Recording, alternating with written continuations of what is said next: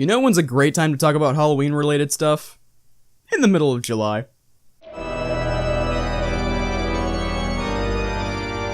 Halloween spells are awesome. And expensive. And awesome! And expensive.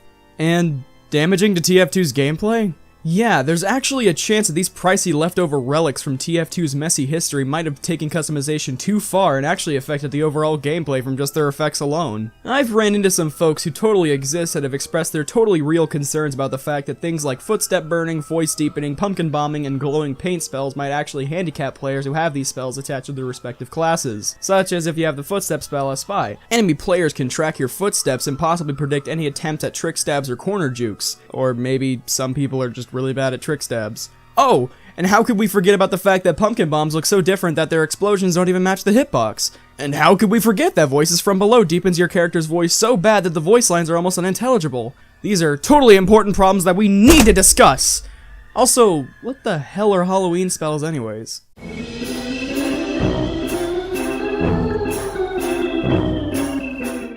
Footstep spells are seen as the god tier spells to most collectors, one of the most sought after groups of spells, right up there with double-spelled strange weapons.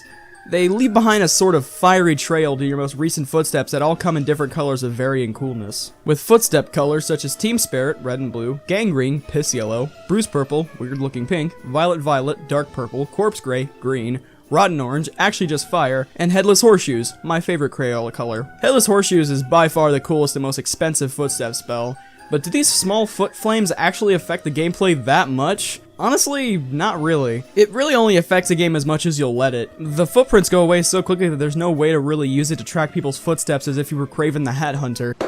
Do you honestly think you're fucking funny? Seriously. So in the end, footstep spells actually affect the game less than most unusual effects do.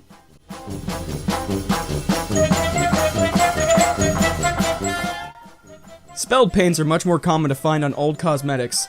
They're not the most common spells, but you'll find them more often than not.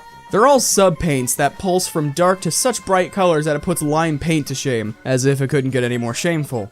Sadly, most of the paint variations out of the 5 available are gross shades of sickly yellow with slight differences in how much diseased green is in the piss yellow, with an exception of 2 other paints. We've got such fascinating colors such as Sinister Staining and Dye Job, 2 paints that are so similar in their gross yellow-green colors that they're both considered the most low-tier cosmetic spells in the whole game. Then we have Putrescent Pigmentation. That's the most yellow out of all of them, so it's varied enough to bump it up to a mid-tier paint spell. Finally, the last 2 paint spells are actually different and aesthetically pleasing. These being Chromatic Corruption, a nice dark purple to almost a dark pink. Isn't that just red? And lastly, Spectral Spectrum, a team-colored paint, and is considered the highest tier paint spell. But how much does it affect the overall gameplay? It turns into a walking rave party if you have a whole set of different colored paints, or you become just a little more badass looking with a set of matching colored paints. But other than that, this is TF2, not Modern Warfare 2. If your pulsing colored spelled paints don't make you stand out, it'll probably be everything else about TF2's cartoony design that'll do a fine enough job with that. But if you really feel like it's that important, just don't wear that shit on Spy.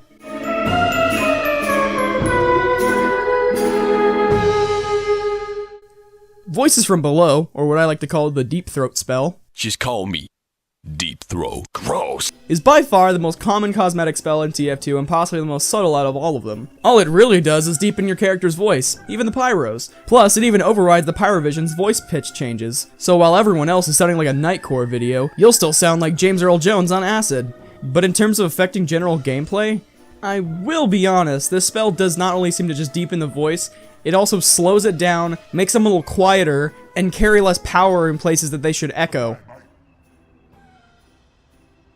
Let's go, mates. Sentry ahead. Help me. Beauty. That was rubbish. So, to a certain extent, yes, the spell can actually give you an advantage over enemies whom are trying to hear your character say certain voice lines, like the Medic's 100% Ubercharge line. It doesn't help that some voice lines are made seriously delayed by the slowing down of the voices.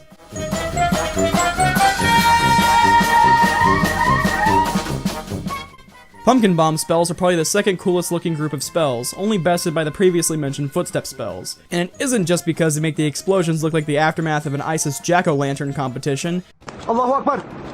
Allahu Akbar! Allahu Akbar! It's because of what they do to the smoke rocket trails, which is that it turns the trails into this badass purple smoke that immediately makes you stand out from everyone else. And in terms of affecting gameplay, I suppose the particles for the explosions may be smaller than the blast radius of the hitbox in some cases, but we can all agree that the smoke trails for Pumpkin Bomb rockets make them stand out much more and grab people's attention faster than usual rockets due to how dark the trail is.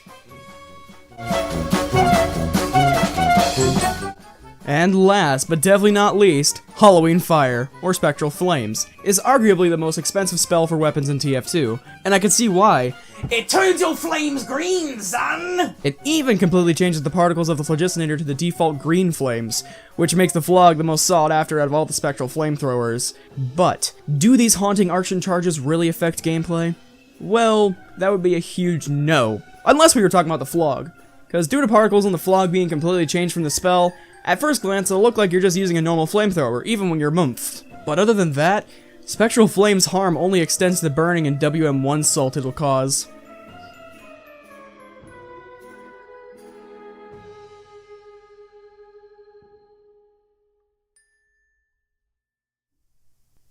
Honestly, I have no clue why Valve decided to discontinue these spells, since they really didn't affect gameplay as much as some would guess, and they really only added an extra layer to the uniqueness and charm of TF2's Halloween spirit. Also on that note, can we please make all Halloween restricted items free to use all year round? There's only so many Eternal Wanes people can use. Anyways, I hope you guys enjoyed my latest toe dip into the TF2 trivia and small discussions on things in the game that people are starting to forget about. I'm not kidding. I've met plenty of people who have no clue what Halloween spells are. So keep the memory alive, and who knows, Valve might even bring back or introduce new spells to the game in this upcoming October. Happy Friday the 13th, in the middle of July.